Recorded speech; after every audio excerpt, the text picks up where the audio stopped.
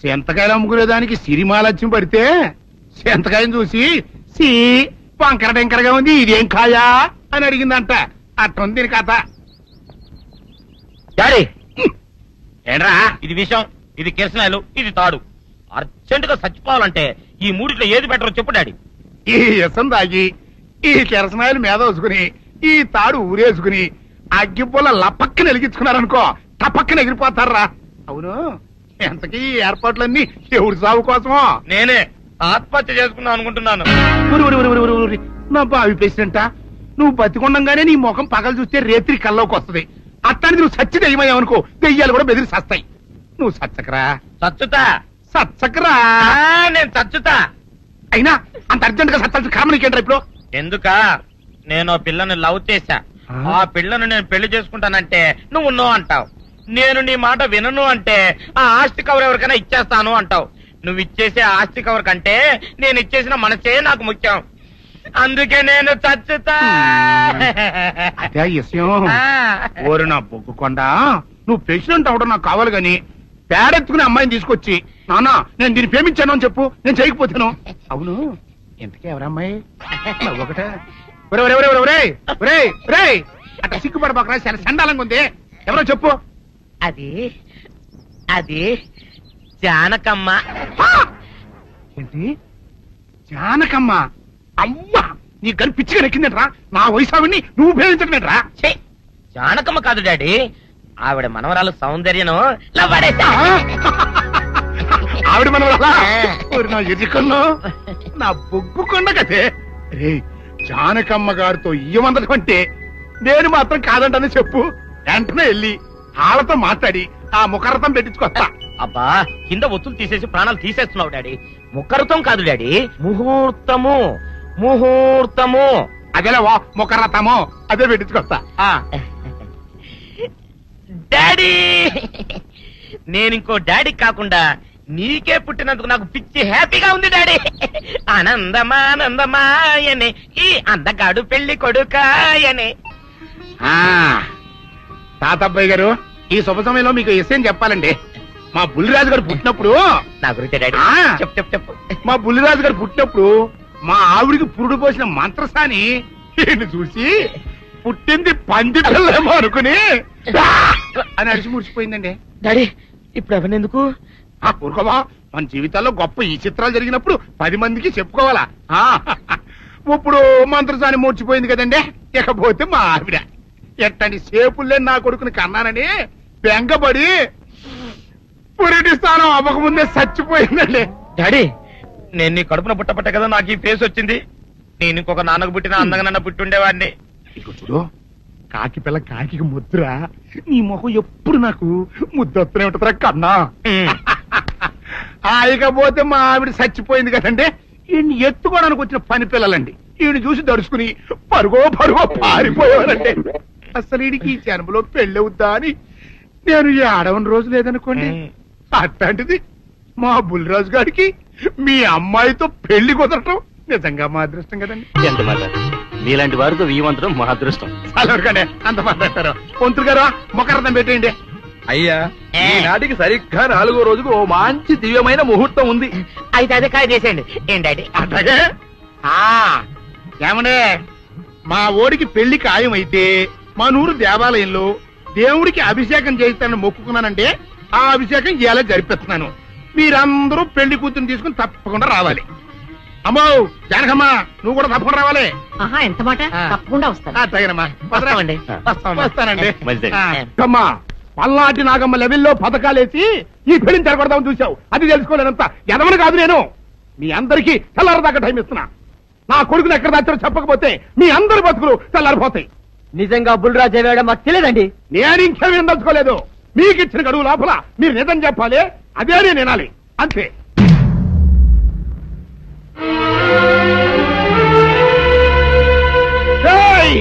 గడువు దాటిపోయిందిరా, మిమ్మల్ని అందరినీ చంపేస్తా. నిజం చెప్పండి. బాబు గారు బుల్రాజు గారిని ఎవరో చంపేసి చెరువులో పడేసి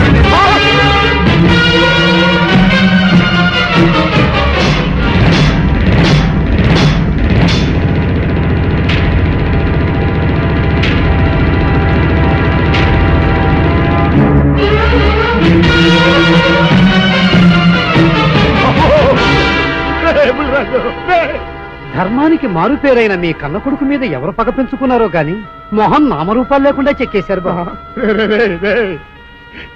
నిన్ను ఈ ఊరి ప్రెసిడెంట్ చేద్దాం కదా అని ఎన్ని కలలు కన్నారా, అప్పుడే నీకు నూరేళ్ళు నిండిపోయినాయిరా.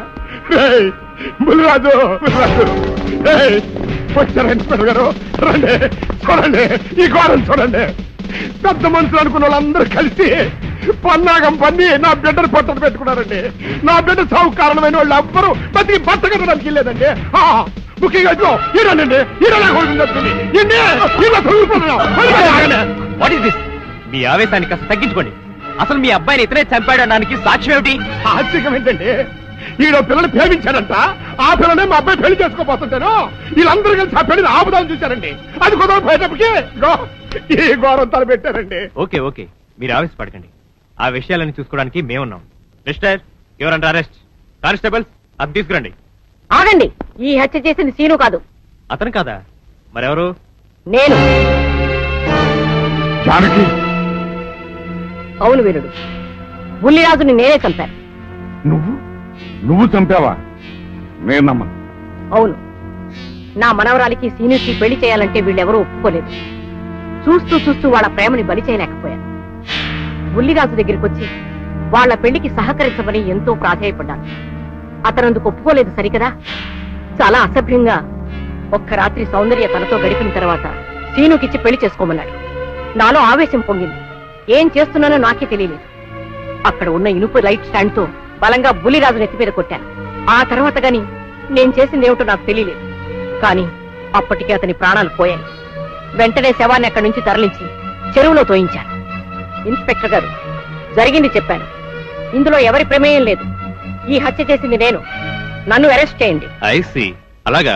కానిస్టేబుల్స్ ఆవిడ అరెస్ట్ చేసి తీసుకురండి. ఈ బాడీని పోస్ట్ మార్టం పంపించండి. వాళ్ళందరూ వదిలేయండి.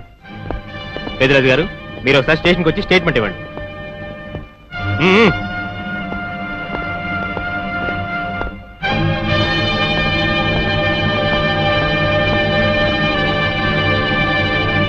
చెప్పు జానకి, ఏం చేయాలో చెప్పు. నా మెళ్ళో ఉరితాడు పడేలోగా నా మనవరాలి మెళ్ళో నీ మనవడు పసుపుతాడు కట్టాలి. అలాంటి మాట్లాడక జానకి, నేను భరించలేను. నీకేమీ కాదు, పట్నం వెళ్ళి మంచి లాయర్ని మాట్లాడతాను. ఎలాగైనా సరే నిన్ను బయటికి తీసుకొస్తాను. నువ్వు నన్ను కాపాడే ప్రయత్నం చేస్తే నీ మనవడు ఉరికంబం ఎక్కుతాడు. ఏమిటో అనేది? ఈ హత్య నేను చేయలేదు. మరి సౌందర్యని పెళ్లి చేసుకుంటే నిన్ను చంపేస్తానని బుల్లిరాజుని గుళ్ళో బెదిరించాడు కూడా సీను. ఈ పరిస్థితిలో సీనుని అరెస్ట్ చేస్తే సాక్ష్యాలన్నీ అతన్ని హంతకుడిగా నిరూపిస్తాయి. సీనుకి శిక్ష పడితే నా మనవరాలి గుండె పగిలిపోతుంది. అందుకే ఆ జంట దూరం కాకూడదని ఈ హత్య నేనే చేశానని నేరం నా మీద వేసుకున్నాను. జానకి, నా మనమని బతికించడం కోసం నువ్వు ఉరికమ్మ ఎక్కుతావా? లేదు వీరు, నీ మనవని బ్రతికించడం కోసమే కాదు, ప్రేమని బ్రతికించడం కోసం, ప్రేమికుల్ని కలపడం కోసం. జానకి, మనుషులు శాశ్వతం కాదు వీరు, ప్రేమ ఒక్కటే శాశ్వతం. మన ప్రాణాలిచ్చైనా ప్రేమని బ్రతికించాలి, వాడిని దంపతులను చెయ్యాలి. అదే నా కోరిక. చేస్తావు కదూ?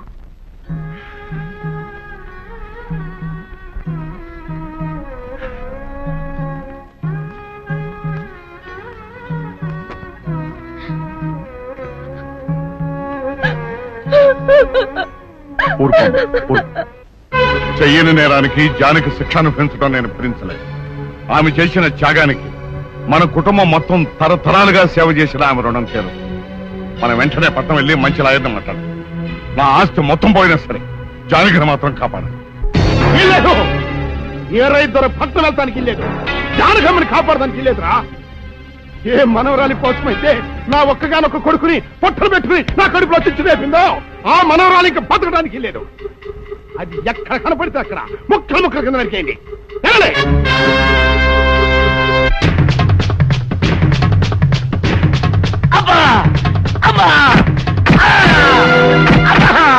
అభం శుభం తెలియని నా చెల్లిని పెళ్లి చేసుకుంటాను నమ్మించి మోసం చేస్తావా?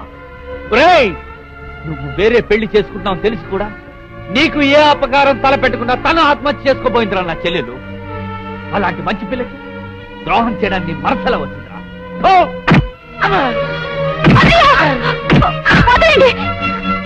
పుల్లిరాజుని జానకమ్మ చంపేసిందనుకుని సౌందర్యని సీనుని చంపమని మనుషుల్ని పంపిస్తున్నాడు పెద్దరాజు. ఇప్పుడు ఈయన బ్రతుకున్న విషయం తెలియకపోతే సౌందర్యని సీనుని వాళ్ళు ఖచ్చితంగా చంపేస్తారు. వాళ్ళు పోతే జానకమ్మ వేరే ధర బ్రతకలేరన్నయ్య. పుల్లిరాజు నన్ను పెళ్లి చేసుకుపోయినా పర్వాలేదు, నా జీవితం నాశనం అయిపోయినా పర్వాలేదు, ఇంతమంది చావలి కాడు నేను కాకూడదన్నయ్యా. పుల్లిరాజు బ్రతికే ఉన్నాడన్న విషయం పెద్దరాజుకి చెప్పండి అన్నయ్యా, చెప్పండి. వినరా విను, ఇంత జరిగినా అది ఇంకా నీ మంచిగా కోరుకుంటోంది. ఇప్పటికైనా కళ్ళు తెరు. రేయ్, ఈ నీడ్ బాబు కప్ చెప్పండి రా. ప్రెసిడెంట్ గారి మనుషులు సౌందర్యం తీసుకుపోతున్నారు. మన సీన గారి స్నేహితులు వాళ్ళతో కలబడ్డారు. రండి రండి.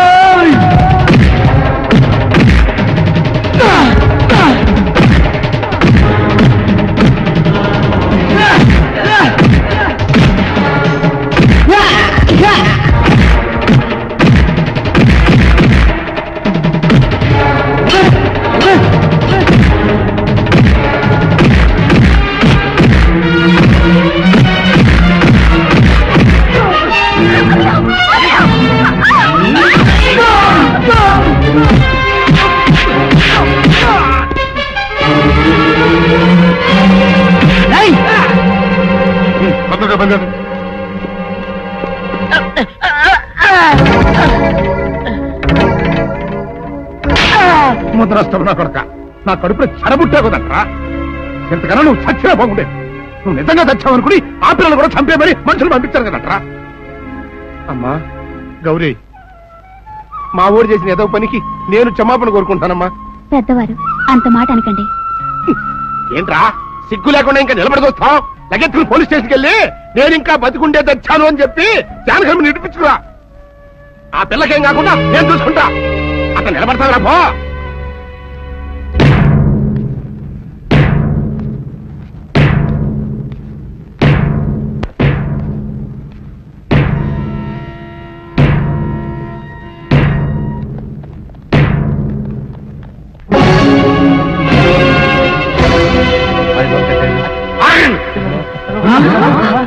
అడుగు ముందుకు వేశారో తలకాయలు పుచ్చకాయలా ఎగిరిపోతాయి. బాబు మీరు ఇక్కడే ఉండండి, వాళ్ళ అంతు చూస్తాను. ఒరే పెద్దిరాజు, నీ బలగాన్ని వెంటేసుకొస్తే నేను బెదిరిపోయి నా మనవన్నే మనవరాలు నీకు అప్పగిస్తాననుకున్నావురా? ఆవేశం తగ్గించే కాస్త నేను చెప్పేది ఇరవయా. దమ్ములుంటే మగాడు అనేవాడు ముందుకు రండిరా. ఈ వేరేగారు సత్తాయితో చూపిస్తాను. ఇప్పించుకోండి బాబు.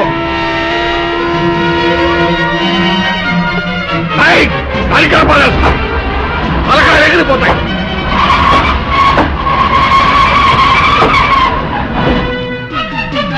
నేను అమ్మాయి మీరు ఎక్కడే ఎక్కడ మీరు వీళ్ళ సంగతి చూస్తాను.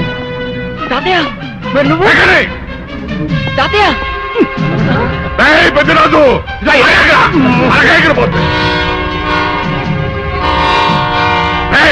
ఎక్కడెక్కడ వస్తున్నారు?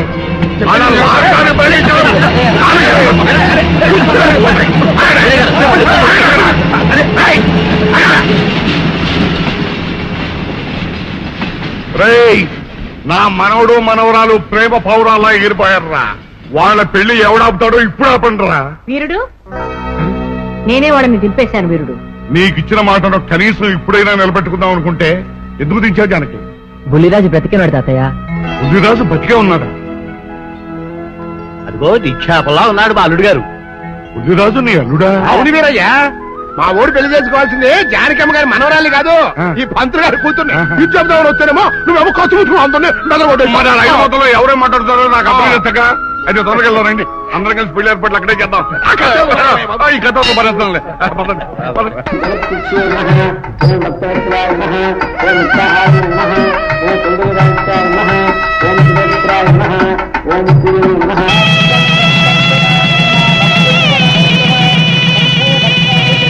అంతా బాగానే ఉంది కనత్తయ్య. నాకు అంతు పట్టని విషయం ఒకటే, ఇంతకీ నువ్వు చంపింది ఎవరిని? మీ అత్తయ్య ఎవరిని చంపలేదు, అంతా ఉత్తుదే. మరి ఆ చెరువులో దొరికిన శవం? నేను చెప్తాను. కొత్తపల్లి నుంచి ఇప్పుడే మాకు రిపోర్ట్ అందింది. ఆ శవం ఆ ఊరు వాడిదేనట. పెళ్లి కొడుకు తరపు వాళ్ళకి పెళ్లి కూతురు తరపు వాళ్ళకి జరిగిన ఘర్షణలో అతను చంపేసి ఆ శవాన్ని మీ ఊరి చెరువులో పారేశారట. అది విషయం. ఏం కావాలి? మంచి నూనె ఉందా? కందిపప్పు, మినపప్పు, శనగపప్పు, పొట్టు మినపప్పు, సేమన పప్పులు ఉన్నాయి. మొదటి రకం బెల్లం కూడా ఉంది, చూపించమంటావా? నాకు కావాల్సింది మంచి నూనె. డాల్డా, నెయ్యి, వంట కూడా ఉంది. ఉందని చెప్తావే గానీ లేని సరికి లేదని చెప్పవా? లాక్యత్వం దాక్కుము మన్నోడు అనకూడదు, అంటే తూకంలో తేడా వస్తుంది. కన్యకా పరమేశ్వరి కన్నెర చేస్తుంది. ఎవరయ్య ఆవిడ? సముడు ఇదిగో ఈ ఆటకి నీ ఇతిరి అవుతా అట్టా పావుతూనే ఉంటావా? నీకు ఇష్టం అయితే సొక్కంగా ఇత్తురు చెయ్యి అంటావు, లేకపోతే జేట పావుడు అంటావు. నీతో గొప్ప సిక్కుచ్చి పడిందే. చాలే నీ ఆశకాలు. అవతల సావుకారింట్లో నాయుడు గారింట్లో బట్టలేయాలి. మరి సొక్క ఇత్తురు చేసుకుంటున్నా. అవును, ఈ సొక్క సావుకారిది కదూ? అవును, సావుకారు చంద్ర ఇదే. నువ్వేసుకుంటావా? ఆయన అరుస్తారయ్యా. ఉతుక్కేసిన బట్టలు ఒంటికి వేసుకోకుండా ఇచ్చేటోళ్ళు మానవులలో ఉన్నారా చెప్పు. పెద్ద చెప్పొచ్చోగలే పా. ఏదోలే. లేట్ అయింది పదా. ఇదిగో నువ్వు వెళ్ళి నాయుడు గారి ఇంట్లో బట్టలు ఇచ్చేసిరా, నేను సావుకారు చంద్ర ఇంట్లో బట్టలు ఇచ్చేసి వస్తా. తొందరగా వచ్చే. అక్కడ అమ్మగారి బట్టలు మాడతాడతా కుకోమక. నేనేం చేయనే, నన్ను చూడగానే చీరలన్నీ తీసి నా ముఖం మీద పడేసి మడతెట్టేసేయి అంటది. నువ్వు మడతెడతా ఉంటే ఆ అమ్మ సందేల వరకు మడతెట్టించుకుంటానే ఉంటది. అట్టనే ఉంది. సరే సరే నువ్వు వెళ్ళు. తొందరగా వచ్చే. ఎవరు లేరే, ఇప్పుడే 4 సభ్యులను నొక్కెత్త పోరా. ఎవరన్నా చూస్తే సాగుకారే అనుకుంటారులే. అదే ఈ సొక్క వల్ల లాభం. దొంగతనమేమో. అయినా దొంగతనం ఎందుకు అవుద్ది? ఊళ్ళో వాళ్ళ బట్టలు ఉతుకడానికే కదా. కాదులే. ఏం చేస్తున్నా? బిల్ల, సబ్బు బిల్ల. నీకెప్పుడు సరుకులు గొడవే. నా గొడవ చూడు. చూడమంటుంటే సత్యం, సాహుకారుని కాదని చెప్తే సబ్బు బిల్ల మీద ఎందుకు వేసామంటుందో ఏమో. ఏంటి అలా చూస్తూ నిలబడ్డా? పెట్టు. నెక్లెస్. నేనా? అవును, అందటం లేదు. సరిగ్గా పెట్టు. ఊడకుండా పెట్టవయ్యా. అట్టాగే.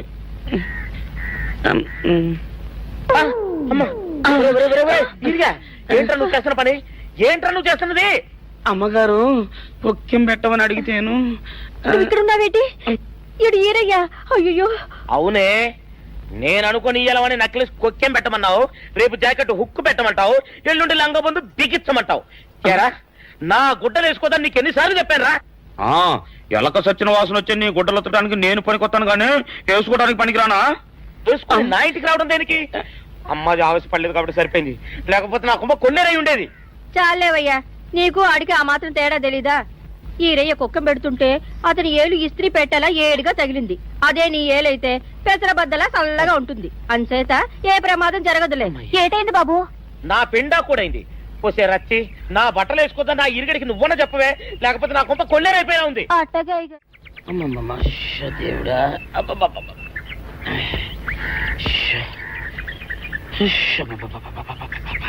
వచ్చావా? పొద్దున కబరెడితే ఇప్పుడే రావడం. గుడ్డలు బాగా ఉతుకు. నీ ఉతుకు మునుపులా ఉండటం లేదు. గుడ్డ తిరిగిపోతుందే గాని మెరుపు రావటం లేదు. ఓసి నీ అమ్మ కడుపు కాలా, నేను సాకలేరని కాదే నీ ముగుణ్ణి. అయ్యో, సొక్కా లేకుండా మొహంతా జిడ్డు గారుతూ దరిద్రంగా ఉంటేను సాకలు ఈరయ్య అనుకున్నాలే.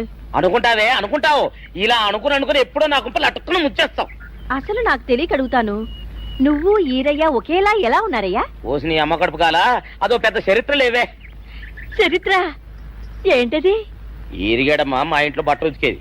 ఉతికితే మా నాన్న జరి పంచలో ఆ ఈరిగడమే ఇస్త్రీ చేసేది. చేస్తే చేస్తే ఇంకెవ తెప్పించమా. మా నాన్న గొప్ప రసికుళ్ళే.